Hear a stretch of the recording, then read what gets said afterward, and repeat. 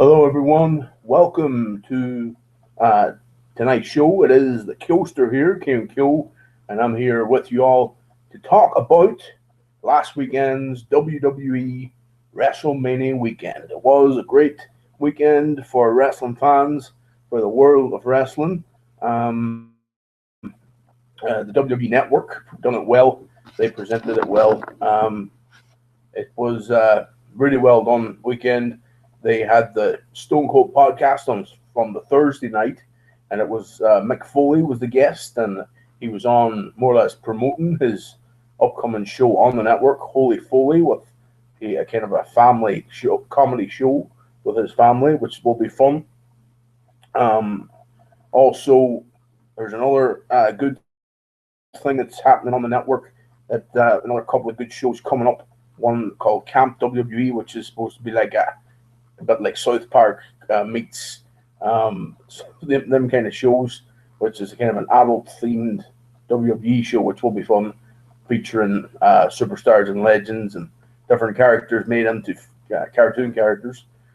Um, Also, we'll talk a bit more about the podcast, which is a very good podcast, touched on different aspects of Foley's career. Austin, of course, very good with the questions, doesn't hold much back and stuff. They were good friends, of course, in the business when they were in the WWE 15, 16 years ago. And they talked a lot about their friendship and about the different goings on in the WWE at the time. Also,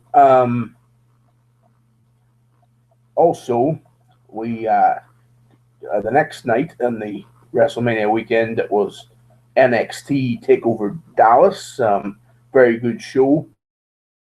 Of course, Ireland's own Finn Balor was the main event against Samoa Joe. Big, of course, signing Shinsuke Nakamura from Japan came into NXT, and he, of course, had his big coming out party while he went up against Sami Zayn. Very good show. Of course, the commissioner in NXT is William Regal. NXT is the brainchild of none other than, of course, Triple H.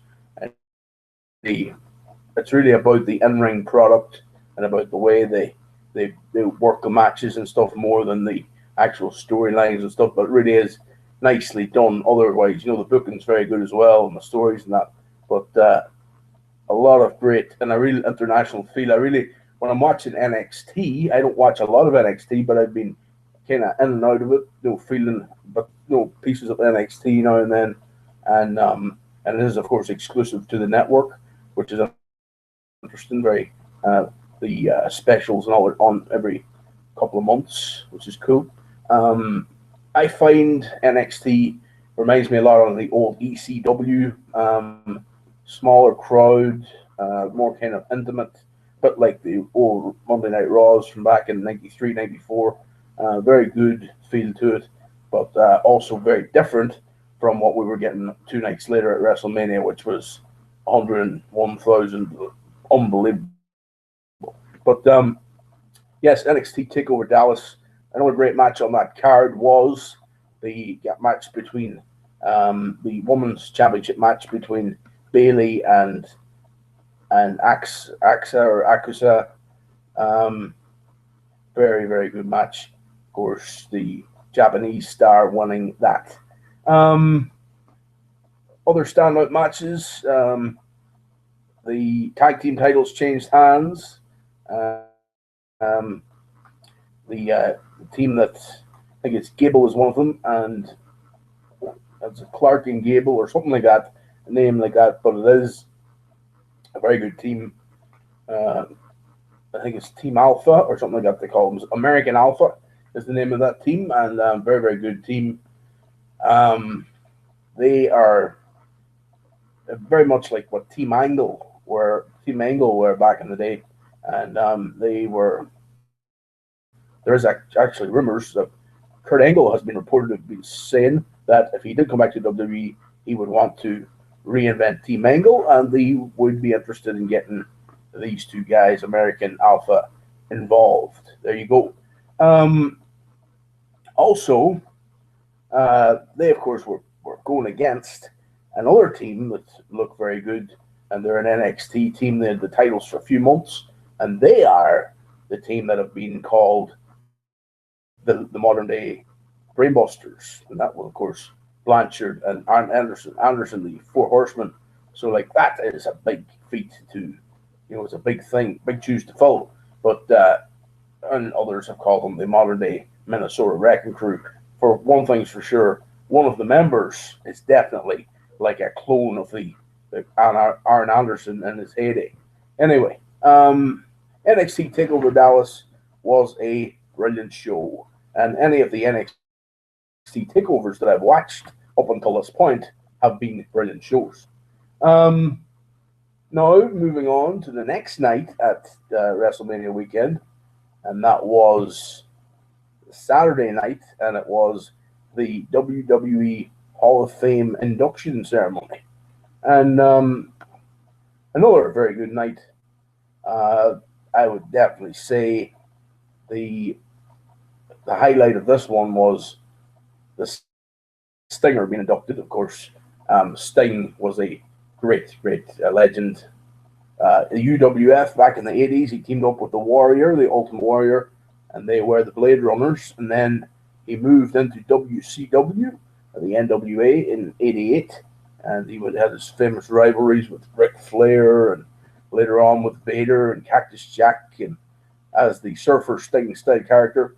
And then, of course, as the mid '90s progressed, the mid '90s, he started teaming with Lex Luger, and when Hogan came in, he started being on the back foot for a while as Hogan became the big star. But Sting was always recognized as the number one good guy in WCW. But then when it came to the NWO days from '96 onwards, Sting started getting dark, and they started, being the black and white Sting. And that led to eventually him going on a year, and they had the big culmination match with Hogan at Starrcade '97, and then he became part of the NWO Red and Black Wolfpack with Kevin Nash and Randy Savage and Macho Man, and he became the Red Face Sting, and he was more of a joker kind of a laughing kind of Sting, and more kind of a quirky Sting. And then when he went back to the black and white, then it was more in your face kind of Sting. And then he never went to WWE. He was one of the only people. I think he was the only. Well, along with Goldberg, but Goldberg didn't come in until later. But he was the only guy that never went to the WWE during the WCW WWE war of '95 to 2001. So you go. The Undertaker didn't jump ship either. He was the mainstay on the other side. So it's interesting. And now, of course, we've got the whole Undertaker versus Sting stuff. Everybody wanted to see that match, but it never happened. And, of course, Sting announced on the night of the Hall of Fame that he was retiring. So there you go. He said, as of this moment, I am retired. Well, that's interesting. The other big induction, the other big inductions would have been the Fabulous Freebirds, Michael Hayes. They had a big speech. They went on forever, but then Hayes eventually sang the Bad Street USA tune at the end of the night, and he went around the crowd and stuff. A lot of people were saying it was over the top, but I thought it was good fun. Also, a few mad extra stories as well. Also, the Big Boss Man was inducted into the Hall of Fame. Of course, a posthumous induction with, of course, he's been a good few characters. He was Big Bubba Rogers. That was the one that brought him to fame in the NWA and the UWF down in the Mid-South region. But as Big Bubba then in the NWA, Vince McMahon brought him up to the WWF, and he became the Big Boss Man. And the rest is history, as they say. But he went on then to become Big Bubba again in WCW, and he was the guardian angel, and he was the boss in WCW, and he was, of course, using his real name. He was Ray Traylor, and he went on then to be he came back to WWF as the bad guy. Of course, Vince McMahon's head of security. He was his like bodyguard style in black attire, like a bodyguard and stuff, or a bouncer, and that was a very cool character as part of the Ministry of Darkness. Then the corporate ministry, of course, as well. But he had that big match with the Undertaker at WrestleMania 15 and Hell in a Cell. That was a great match. But the Big Boss Man, very deserved of his Hall of Fame induction. Also, in the I think overall the Hall of Fame was great. Other inductees in the celebrity wing was Snoop Dogg. Of course, he is a cousin of Sasha Banks.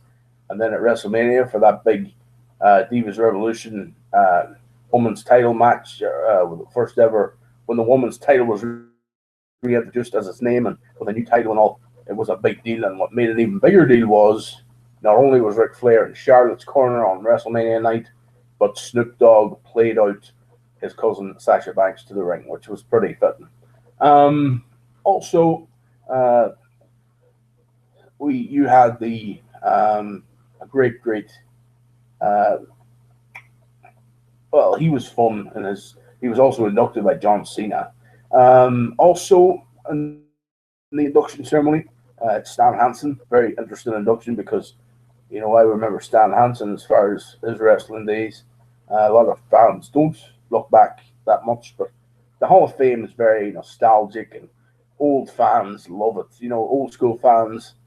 I'm only 29, but I'm an old school fan. You know what I mean? I love the older days more than the modern era, but I think the likes of Stan Hansen going in is really, really cool. He was like a kind of Texas cowboy style character, show character. That's Stan Hansen. So that was fun, and listening to Vader, who inducted him, which was cool. Listening to Vader talking about his accomplishments and stuff, and talking about their rivalry over in Japan and the NJPW and the AJPW and stuff, and talking about the different things that happened and the crazy things that happened as well. Other stuff from the Hall of Fame induction ceremony. Jackie went into the Hall of Fame, of course, inducted by the Dudley Boys.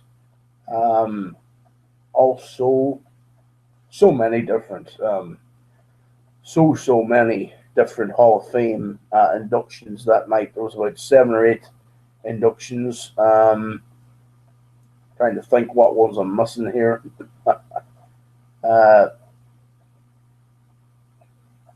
Yeah, I think that's basically it for the Hall of Fame inductions. Yeah. But the next night then, it was WrestleMania, and it was a great show. Matches to stick out. I'd just been talking about the match between the Divas. It was Charlotte versus Becky Lynch, the Irish lass kicker, as they call her. It's really cool to have so many Irish up there on the top ranks of WWE. They're really to the T, because that's because McMahon's of Irish heritage, and as Vince gets older, he's going to look more at his history and his heritage and his, and he's probably, now as he's getting older, he's probably taking more of an interest in his originality and his Irishness. So he's bringing in Irish wrestlers because he has an interest in that thing. It's great to see that. And it works in the favor of the Irish as well, because you've got Finn Balor as the NXT World Champion, has been this last 6 months more. You've got Becky Lynch as the, number one contender for this last while for the Women's Championship, and one of the heads honchos of the Divas Revolution. And also you've got Sheamus, who's been a mainstay on Raw and a multiple-time champion this last 6-7 years. And also you've got the likes of they are the 3 Irish representatives in WWE, and it's unbelievable to see that.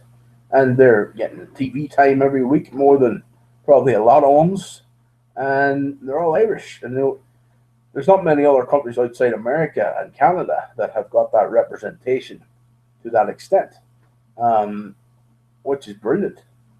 We've got a few Mexicans, okay, but Mexico's just below. You've got maybe 4 or 5 Canadians. You've got, it really is multicultural now, multinational. That is brilliant to see that. And it's great for the wrestling business as well. But yeah, so, and then you've got Sasha Banks with Charlotte, Becky Lynch, and Sasha Banks in that match. Very good match, I have to say. The women's matches are becoming far more interesting now. So they put more into the storylines. They're putting more into the actual action on the ring. The matches are just nail biting. They're not nail biting, but they're back and forth, and they're interesting. And for a lot of the matches in wrestling, I tend to fast forward because I'm usually watching it on playback, because it's usually I usually record stuff, or if I'm watching Raw live, I like to leave it half an hour and then so I can fast forward the boring bits and stuff. And or if I'm watching pay-per-views live, and it's a good way to do it because there is a lot of crap parts in wrestling, and stuff that I'm pretty good at ideas and stuff. And if I'm booking stuff on the game, I would never book some of the stuff that they book on TV. But then again, there's so many ad breaks and stuff. They need to do certain wee segments and that. But it's hard to know why they do some of the stuff they do. But anyway, I'm a loyal fan, so I'll still watch the bits that aren't as fun. You have to take the good with the bad, as they say. But really, we're brilliant in the WrestleMania itself. The spectacle was just amazing. The build up, the intro by Fifth Harmony. Of course, that's one of the top selling bands in the world now. They done America the Beautiful, brilliant tune, and very good rendition of it to start off the show. The stadium looked brilliant. 101,000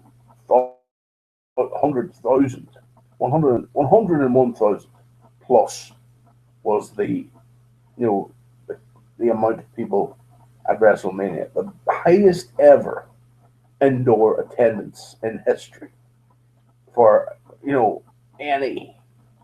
They topped the 93,000 that they had at the Pontiac Silverdome at WrestleMania 3 in 1987. Isn't that unbelievable? People that are not wrestling fans probably see that and they think, wow, wrestling is wrestling. And they look at wrestling as, unfortunately, and I hate this and I preach against it all the time, but non-wrestling fans look at wrestling as a strange thing. They look at wrestling as just not right, and not whoever created this is just not all there. Well, they might have a point, but at the same time, fans are very passionate about it, and I argued that black was white about that whole thing, so we'll not go into it. But I think it was the greatest spectacle, and it was back then in '87, and it is now 29 years later, a bigger crowd, and I think it's brilliant. I think it is unbelievable to see that. But anyway, what a show! 32. It wasn't the best WrestleMania of all time, but I'll tell you what it was the best for: comebacks and people making appearances that weren't expected to make appearances, stuff like that. Well hidden comebacks, very very good. The Rock came back, and that was expected, obviously. He came back, and then John Cena came in to help them fight off the Wyatt family. So that was a good wee sequence. Also, what happened that was a bit of a surprise: Shaquille O'Neal came in for the Battle Royal part, and then ended up getting put out by loads of the wrestlers, and the Big Show and him had a face off, and there was a wee interview segment afterwards, and Shaquille challenged the Big Show at a latter date and stuff, and he said, "Vince, book it, and I'm going to be here. You book it." So that was fun. I would say we could see Shaquille O'Neal versus the Big Show at WrestleMania next year or the year after, maybe. Also, another big appearance from Stone Cold Steve Austin. himself and Mick Foley and Shawn Michaels made an appearance. And they came in and came down during the League of Nations. Sheamus, Barrett, um, Alberto Del Rio, and the other members is, let me think, who is it? King Sheamus, or King Barrett, Sheamus, Alberto Del Rio, and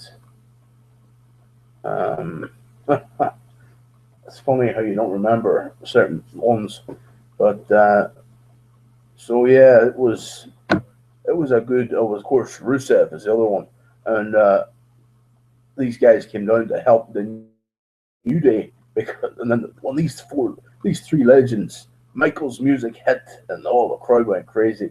What a great show! What a great sequence that was. And then other different things that happened on the night. Dean Ambrose got beat by Brock Lesnar, the Beast Incarnate, as they call him.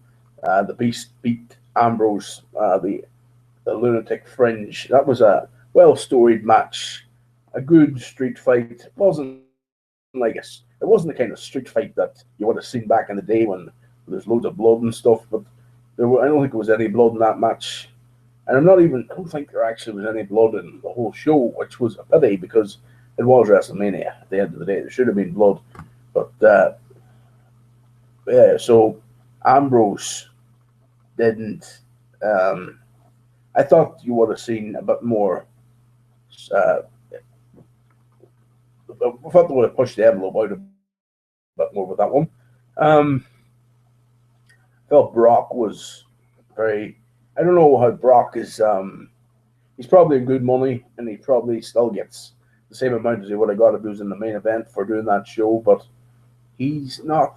I don't think him not being in the main event, and it was promoted like a main event. It was like a triple or quadruple main event for WrestleMania, like it is always now. But I think Ambrose, I think Lesnar should have demanded, maybe from someone in his position, could have probably demanded to have something like Lesnar v Reigns or Lesnar v Triple H or something instead of Lesnar v Ambrose. But then again, to a lot of people, Ambrose is just as over as them, so it's hard to know what, you know.